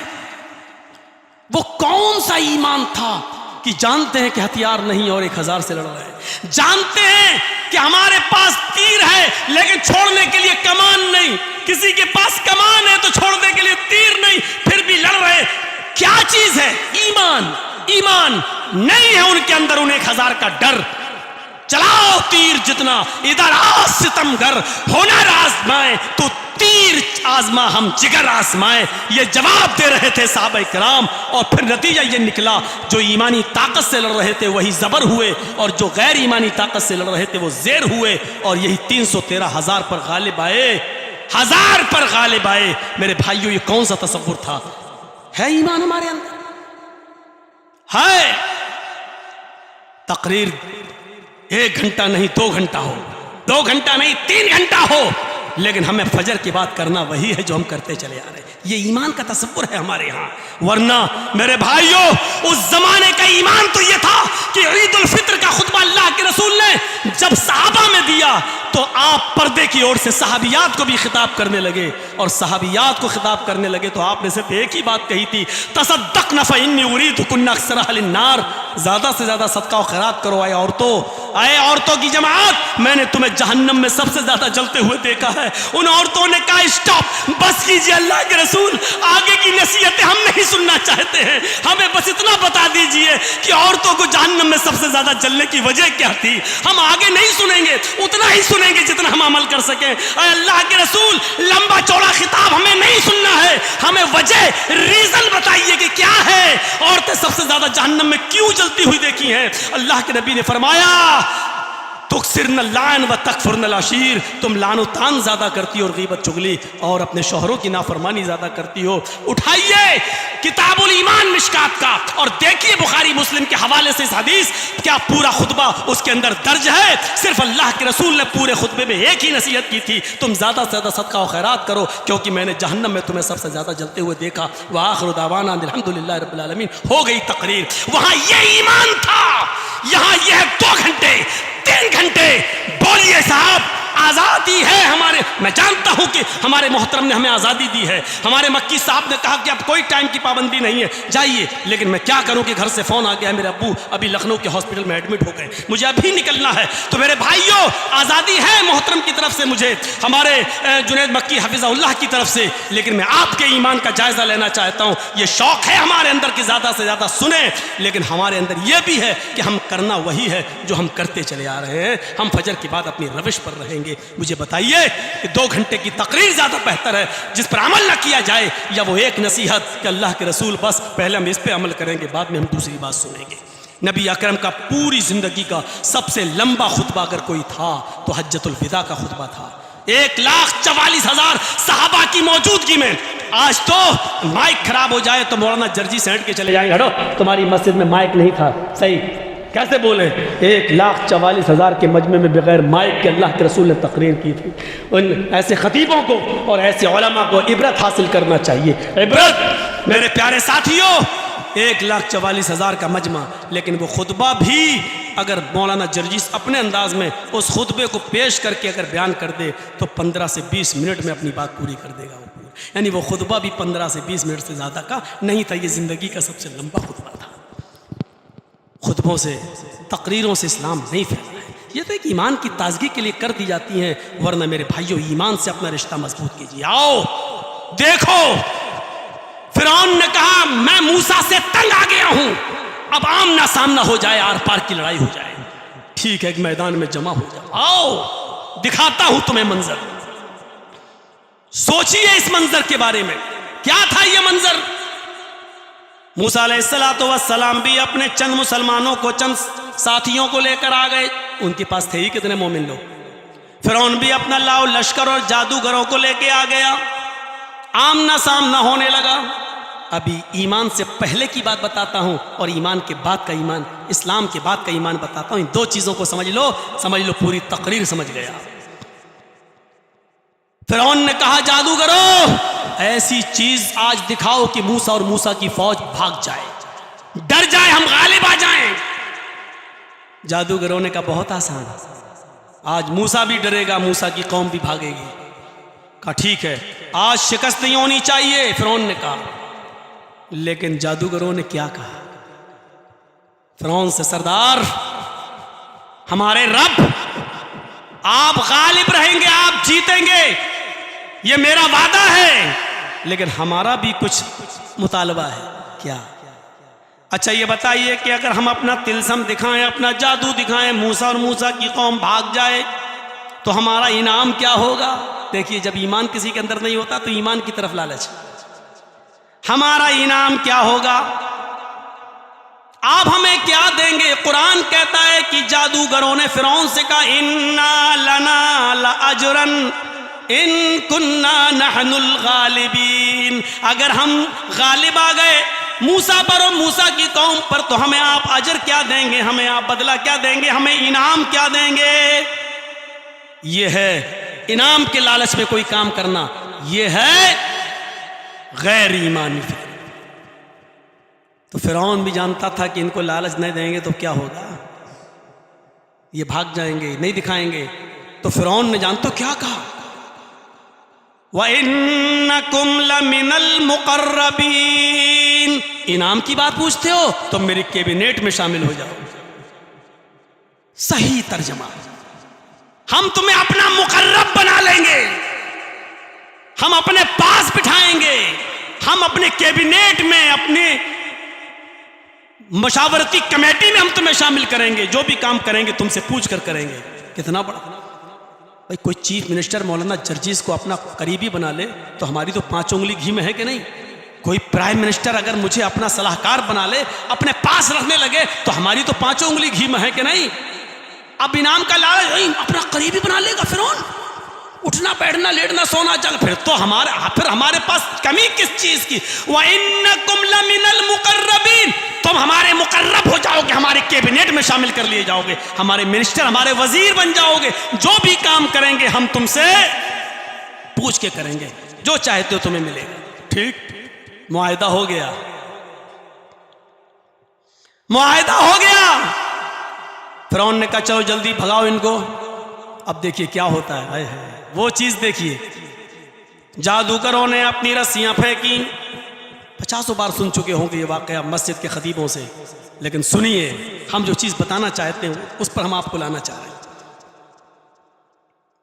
फिरौन के जादूगरों ने जब रस्सियां फेंकी तो वो सांप बनकर रेंगने लगे, हालांकि वो सांप नहीं थे। फिरौन मूसा को और मूसा के साथियों को वो दिख रहे थे। आप जब तक चाय देंगे वो गुफ्तगू होगी। होना ये चाहिए तकरीर के बाद बाहर चाय का निज़ाम है, पी के जाएं। यहाँ आप देंगे तो ईमान पे तकरीर, और फिर देखिए ये होना था। वो बोल रही है, वो आवाज़ यहाँ तक आ रही है और थोड़ा सा डिस्टर्ब हो जाता है तो मामला गड़बड़ हो जाता है। तो सुनिए मेरे भाइयों, क्या कहा था? ठीक है, तिलसम जादू, उनको रस्सियां दिखाने लगे। हालांकि वो थी नहीं सांप, लेकिन सांप दिखने लगे। मूसा भी डरने लगे। कुरान कहता मूसा भी डरने लगे, इधर उधर हटने लगे। अल्लाह ने कहा ला तखफ या मूसा, मूसा डरने की जरूरत नहीं है, मत डरो। जिनको तुम सांप समझ रहे हो, ओरिजिनलिटी में हकीकत में ये सांप नहीं है, ये आंखों पर इसने वो डाल दिया है, आंखों को बंद कर दिया। हमें सांप लग रहा है लेकिन है नहीं। कभी कभी जादूगरों को आपने देखा होगा, मिट्टी उठाएगा, लाठी रुपया बन गया। आपने देखा होगा जादूगर आते होंगे हमारे आपके यहाँ, मिट्टी उठाएंगे, देखो ऐसे मारेगा लाठी, ऊपर घुमाएगा, रुपया बन गया। अरे उल्लू, वो बेवकूफ़ बना रहा है। जब मिट्टी का तू रुपया बना लेता है तो फिर आधे घंटे के बाद फिर कटोरा लेके उन्हीं लोगों के सामने 2-2 रुपए की भीख क्यों मांग रहा है? इसका मतलब यह है कि उसने हमारी आंखों पर गिरफ्त कर ली। हमें दिखाई दे रहा है लेकिन वो कहीं छुपा हुआ होता है, हमें दिखता नहीं है। ऐसा होता है, ऐसे किया तो वो ऊपर आ गया, हमको नजर नहीं आता, लेकिन वो है। मूसा डरो नहीं, जो तुमको सांप लग रहा है वो सांप है नहीं। तुम्हारे हाथ में जो लाठी है, मारो जमीन पर, अनअल्क़ि असाक, जो लाठी जो आसा है उसको जमीन पर मारो। जैसे ही मूसा अलैहिस्सलाम ने अपना आसा जमीन पे मारा, वो अज़दहा बन गया और मुंह खोला, अंदर की तरफ सांस ली, अंदर की तरफ, वो सारे सांप उसके मुंह में घुस गए और वो निगल गया सबको। जादूगरों को यहीं से हैबत हो गई। वो समझ गए हमने जो दिखाया है वो तिलस्म है, हमने जो दिखाया है वो नकली चीज है, हमने जो दिखाया है वो एक फजूल चीज है, और मूसा ने जो अभी करतब दिखाया है वो जादू नहीं है, वो अल्लाह की तरफ से दी हुई निशानी है। समझ गए कि अगर अब हमने कुछ भी दिखाया तो अब कुछ हम कामयाब होने वाले नहीं है। जब फिरौन के जादूगरों ने समझ लिया कि हमारी नकली चीज जाहिर हो गई और मूसा ने जो दिखाया वही ओरिजिनलिटी है, वो हकीकत है, तो उसी वक्त वो सब की सब चीख पड़े। सुनिए उनकी आवाज, जादूगर क्या चीखते हैं? आमन्ना बिरब्बिल आलमीन रब्बि मूसा व हारून। मूसा तुमने जो चीज दिखाई वो अल्लाह की तरफ से वाज़ेह निशानी है। इस निशानी को देखने के बाद हम रब्बुल आलमीन पर ईमान लाए। अब सवाल पैदा था कि रब्बुल आलमीन तो ये भी अपने आप को कहता था, फिरौन अना रब्बुकुमुल आला, मैं तुम्हारा सबसे बड़ा रब हूं। तो फिरौन कहने लगा क्या हमारे ऊपर ईमान लाए, हमारे ऊपर? तो फौरन जादूगरों ने क्या कहा, नहीं, रब्बे मूसा व हारून, हम उस रब पर ईमान लाए जो मूसा का भी रब है, जो हारून का, क्योंकि मूसा और हारून ये दोनों तुझे अपना रब नहीं मानते। हम उस रब पर ईमान लाए जो दोनों जहान का पालनहार है, जो मूसा का रब है और हारून का रब है। मामला बदल गया। अब आपने जादूगरों की 2 हैसियतें देख ली, ईमान लाने से पहले उनकी हैसियत देख ली, और अब ईमान लाए, अब ईमान लाने के बाद की हैसियत दिखा रहा हूं। जब ईमान आ गया तब उनके अंदर ताकत क्या आई, अब देखिए वो चीज दिखाना चाहता हूं। फिरौन ने कहा तुम बदल गए, तुम चेंज हो गए, हमारे हुक्म के बगैर, हमारी इजाजत के बगैर, तुम बहुत गलत कर रहे हो, पलटाओ हमारी तरफ।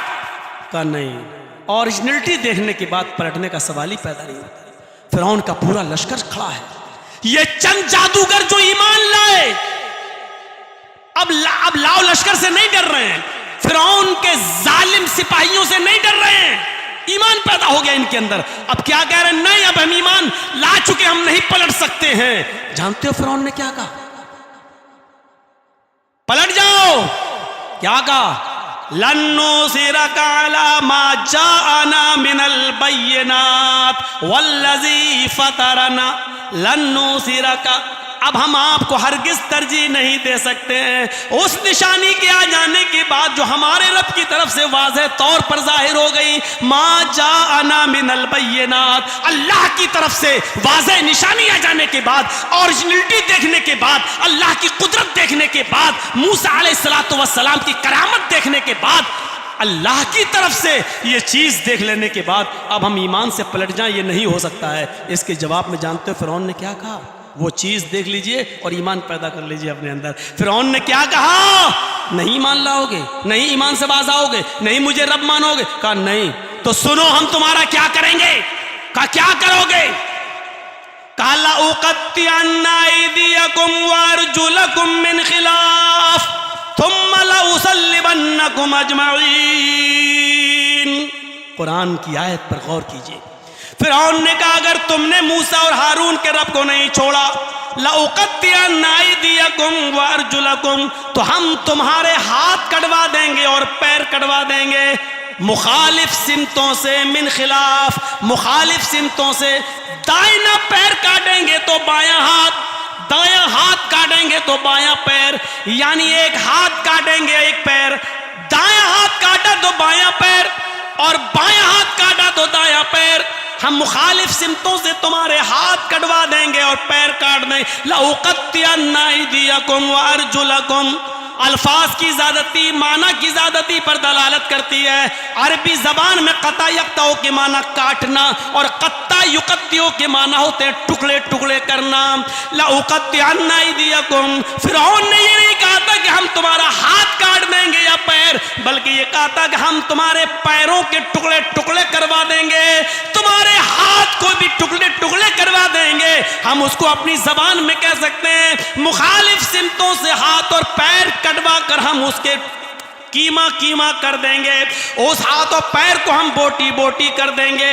इतना ही नहीं, जब तुम तड़पने लगोगे इस सरजमीन, इस जमीन के ऊपर तड़पोगे, थुम्मा लउसल्लिबन्नकुम अजमईन, फिर तुम्हारे कटे हुए हाथ और पैर के साथ तुम्हारी गर्दन में फांसी का फंदा डालकर तुम्हें हम सूली पे लटका देंगे, फांसी दे देंगे, सूली पे लटका देंगे। ये वही लोग हैं जो अभी ईमान नहीं लाए थे, जो अभी फिरौन से कह रहे थे कि इन्ना लना लाजरन इन कुन्ना नहनुल गालिबीन, अगर हम गालिब आ गए तो आप क्या इनाम देंगे। जो अभी तक लालच में फिरौन के लिए काम कर रहे थे, जब ईमान इनके अंदर पैदा हो गया तो इनका जवाब क्या था? आए फिरौन, हाथ काटना चाहे काट ले, पैर काटना चाहे काट ले, टुकड़े टुकड़े करना हो तो कर ले, मुझे सूली पे लटकाना हो तो लटका दे। फ़क़ज़ी मा अंता क़ाज़िन इन्नमा तक़ज़ी हाज़िल हयात दुनिया। आए फिरौन, तुझे जो करना है इस दुनिया में कर ले, तुझे जितना मारना है इस दुनिया में मार ले, इसलिए कि तू सिर्फ इसी दुनिया का फैसला कर सकता है, आखिरत का फैसला नहीं। पूरा वाकया फिरौन और उनके जादूगरों का जब ईमान लाए तो आपके सामने हमने पेश कर दिया। इससे आपको अंदाजा हो गया होगा ईमान से पहले की जिंदगी क्या होती है। और जब किसी के अंदर ईमान आ जाए, ईमान का जोश उसके अंदर आ जाए, तो फिर वो मौत से नहीं घबराता है, सूली पे लटकने से नहीं घबराता है, हाथ और पैर कटवाने से भी नहीं घबराता है, इसलिए कि उसको लश्कर नहीं अल्लाह रब्बुल आलमीन पर तवक्कुल होता है। उसको मालूम है ये दुनिया में बस ये सजा दे सकता है लेकिन आखिरत का मालिक नहीं। इसीलिए अब उन मोमिनीन ने जो जादूगर ईमान लाए उन्होंने क्या कहा? इन्नमा तक़ज़ी हाज़िल हयात दुनिया, ये सिर्फ तू दुनिया ही में कर सकता है, आखिरत में नहीं। यानी तेरा पावर सिर्फ इस दुनिया तक है, आखिरत में नहीं। ये है ईमान की ताकत। कितने % ईमान है हमारे अंदर, सोच लो। और फिर पुराने वाकयात को भी ज़हन में रखो। वो सुमैया के अंदर क्या चीज़ थी?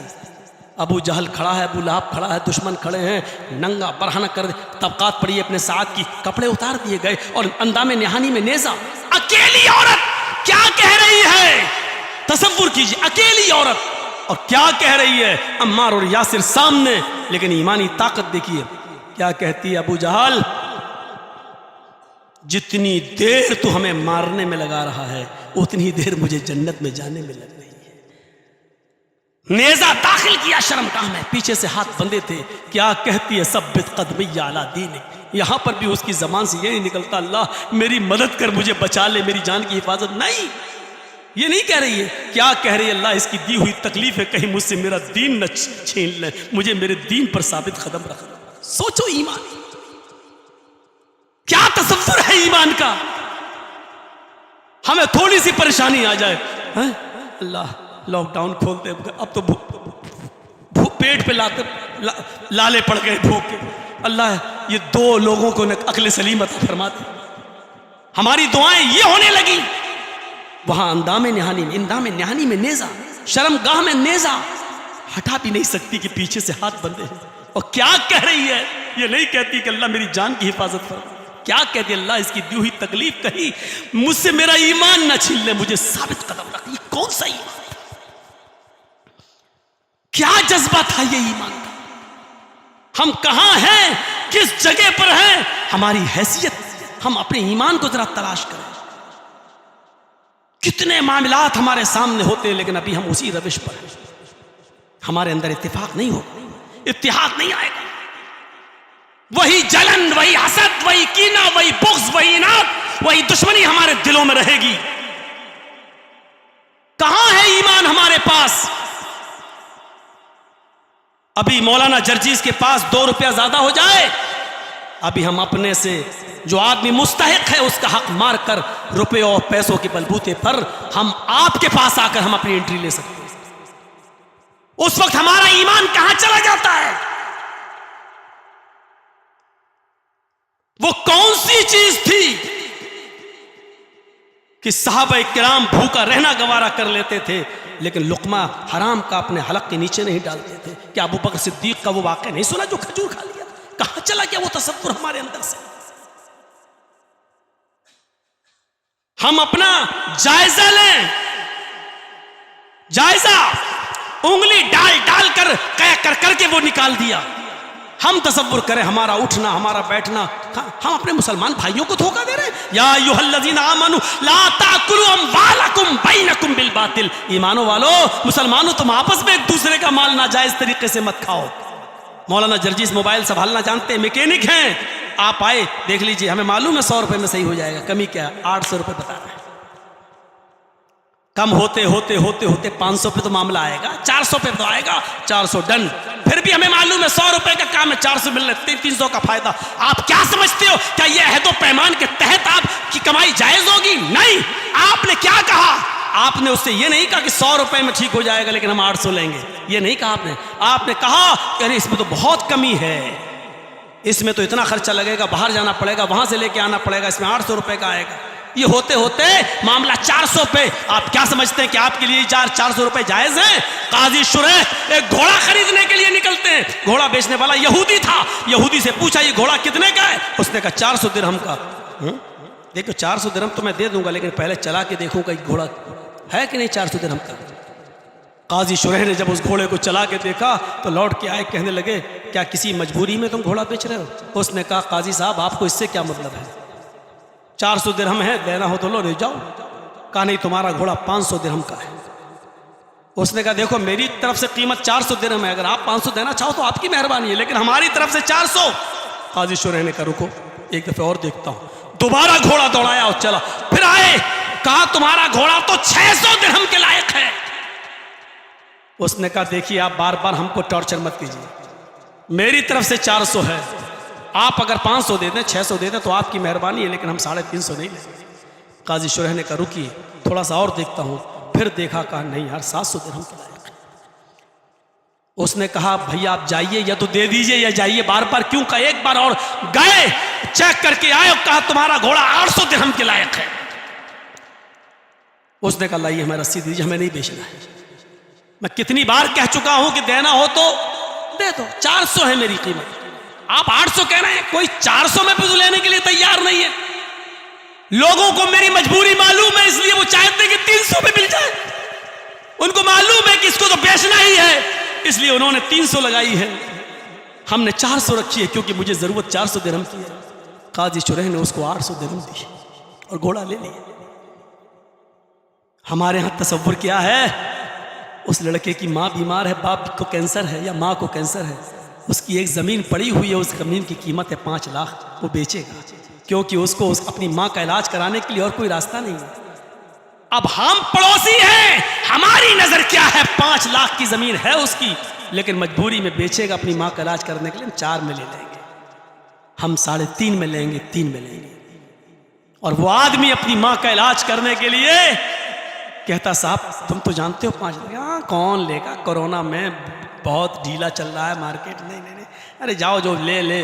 उसको मालूम है कि कोई और लेगा नहीं और इसके पड़ोस की ज़मीन हम ही ले सकते हैं। और फिर 5 लाख की ज़मीन को 3.5 में या 4 में वो बेच देता है बेचारा, मजबूरी में। क्या ये नाजायज़ तरीके से माल खाना नहीं हुआ, किसी की मजबूरी का फ़ायदा उठाना? आप चाहे कितना कहते रहिए कि हमारा तो अहदो पैमान हुआ, हमने तो उससे मुआहदा किया, हमने तो तय किया, उसने खुशी खुशी दिया। नहीं, खुशी खुशी नहीं दिया। उसने अपनी मां के कैंसर के इलाज के लिए अपनी जमीन बेची। आप 5 लाख की जमीन को ये सोचकर कि उसकी मां बीमार है 5.5 दे देते, पड़ी रहेगी हमारी जमीन की कीमत, फिर बढ़ जाएगी। आप ये भी तो कर सकते थे। 5 की जमीन को 4.5 में आप क्यों लेते हैं? 5 की जमीन को 5.5 में आपका जमीन क्यों नहीं गवारा करता है लेने का? हम हमेशा मजबूरी का फायदा उठाते हैं। लड़ो मरो इसी तरीके से और देख लीजिएगा, हम इतना सब कुछ कर देख रहे हैं। हालात का जायजा, मौलाना कलीमुद्दीन साहब की गिरफ्तारी, हमारा अपने बारे में देखो, एक भी तकरीर यूपी में नहीं कर रहे हैं, फिर भी मीडिया पे देना। सारे प्रोग्राम मेरे बंगाल में हो रहे हैं, फिर भी जी हिंदुस्तान और इंडिया टीवी पर बार बार हमको दिखाना। लेकिन हमें इबरत हासिल नहीं हो रही है कि हम कहां हैं। हम नहीं मुत्तहिद हो पा रहे हैं, हम इबरत हासिल नहीं कर पा रहे हैं, हम अभी भी नहीं समझ पा रहे हैं कि हमें करना क्या है। शायद एक मिसाल से आप समझ जाएं कि 3 जानवर शिकार करने के लिए निकलते हैं। 3 जानवर शिकार करने के लिए, शेर और लोमड़ी और भेड़िया। शेर, भेड़िया और लोमड़ी, इन 3 जानवरों ने शिकार करने के लिए प्लानिंग बनाई, निकलते हैं तीनों जानवर शिकार। इस शेर को अगर आप समझ जाएं तो समझ लो सबको समझ लो। मेरे भाइयों, इस मस्जिद के अंदर हम इससे ज्यादा खुलकर नहीं बोल सकते। शेर का तसव्वुर कर लीजिए कौन है, और समझ गए। तीनों ने एक एक जानवर का शिकार कर लिया। शेर ने हिरन मारा, भेड़िए ने बकरी मारी और लोमड़ी ने खरगोश का शिकार किया। तीनों ने एक एक जानवर मारकर शिकार कर लिया और शेर के पास आए कि भाई लीजिए, तीनों जानवर रखे हैं, देख लीजिए कौन किसको खाना है। आप भाई राजा हैं, राजा समझ लीजिए, आप राजा हैं। अब राजा को तो सब खाना था, उसको परवाह नहीं है कि किस किस ने क्या किया है, उसको तो ये था हम और हम ही रहे बस। उसने भेड़िए से कहा कि तुम फैसला कर दो कि कौन सा जानवर कौन खाए, फैसला करो। तो भेड़िए ने कहा बहुत आसान। अक्लमंदी से काम नहीं कर सका भेड़िया। भेड़िए ने कहा बहुत आसान। कहा क्या? कहा हिरन आप ले लीजिए भाई, आप राजा हैं, बड़ा जानवर हिरन, हिरन आप खा लीजिए। बकरी मैंने मारी है, भेड़िए ने कहा बकरी मैं खा लेता हूं, और लोमड़ी खरगोश। शेर ने कहा इतना बुरा फैसला, राजा कुछ भी कह सकता है, सब कुछ मेरे पावर में है।